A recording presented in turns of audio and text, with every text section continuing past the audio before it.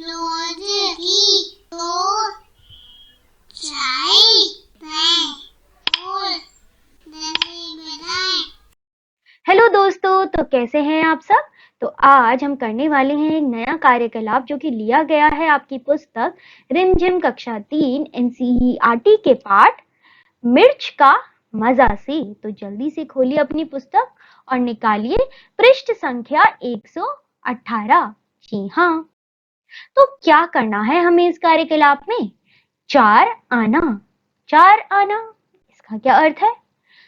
चवन्नी का मतलब होता है चार आना।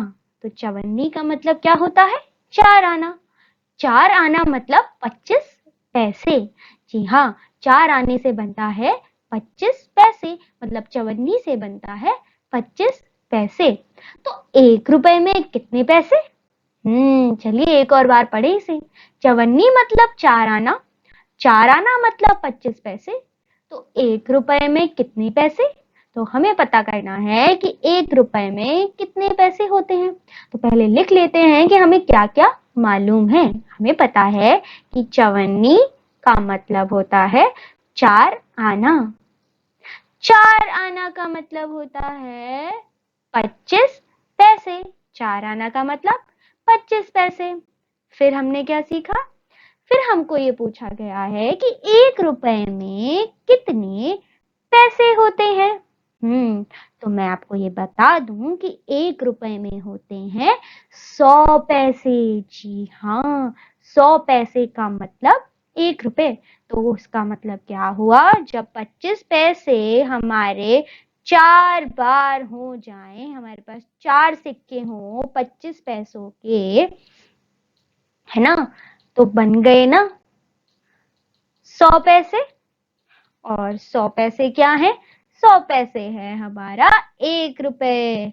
ठीक है, तो अब मैं आपसे एक प्रश्न पूछती हूँ और वह प्रश्न है कि अगर 1 रुपए में 100 पैसे होते हैं तो पता लगाइए कि 1 रुपए में कितने आने होते हैं। जी हाँ, ये तो बात आपको पता है ना कि 25 पैसे में 4 आने होते हैं और 1 रुपए में 100 पैसे होते हैं। तो लगाइए अपना गणित और पता करिए कि 1 रुपए में कितने आने होते हैं।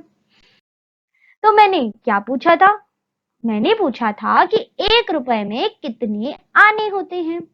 तो यह रहा हमारा एक आना। जी हाँ, इसे कहते हैं एक आना। दिख रहा है ना सिक्का, यह सिक्का है एक आने का। और हमें क्या पता है कि यह है 25 पैसे का सिक्का। और अब मुझे आप ये बताइए कि 25 पैसे में कितने आने होते हैं।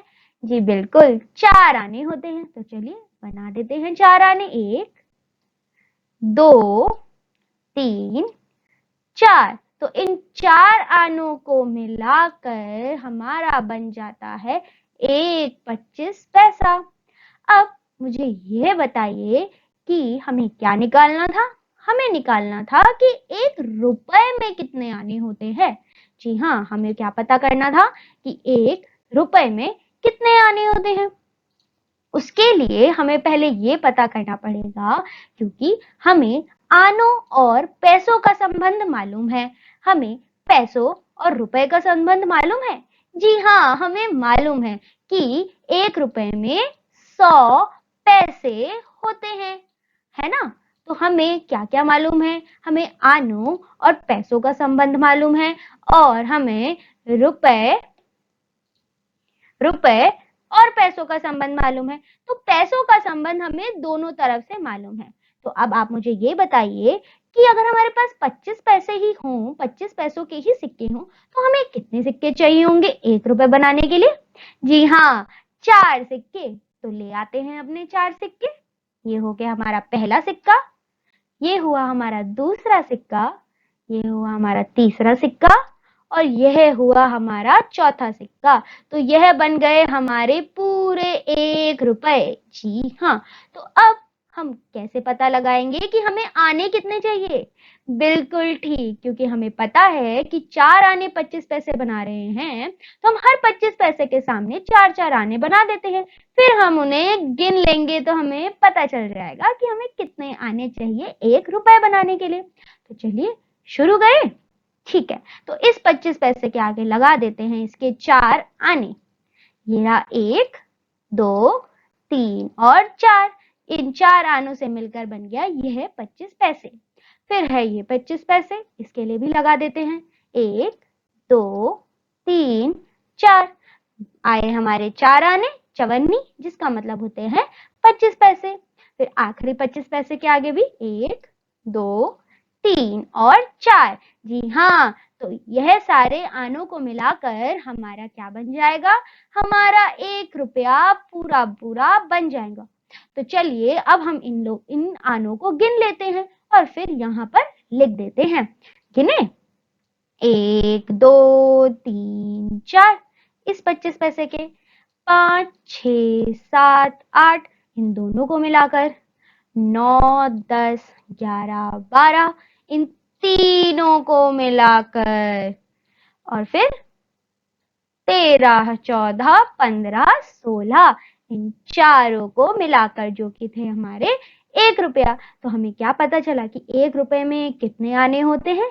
1 रुपए में होते हैं 16 आने। जी हाँ, क्या आपको ये बात समझ आई ये मैंने कैसे किया? तो अब आपको यह पता करना है कि 200 पैसे में कितने आने होते हैं? 200 पैसे में कितने रुपए होते हैं? बताइए बताइए कि 200 पैसे में कितने आने होते हैं? कितने आनों से बन जाएगा 200 रुपए? और यह भी बताइए कि 200 पैसे कितने रुपए हुए? ठीक है, तो अब आते हैं आगे। अब हमने यह तो कर लिया कि 1 रुपए में कितने पैसे होते हैं? 1 रुपए में होते हैं 100 पैसे। जी हाँ, 100 पैसे होते हैं 1 रुपए में। अब आते हैं इस बात पे।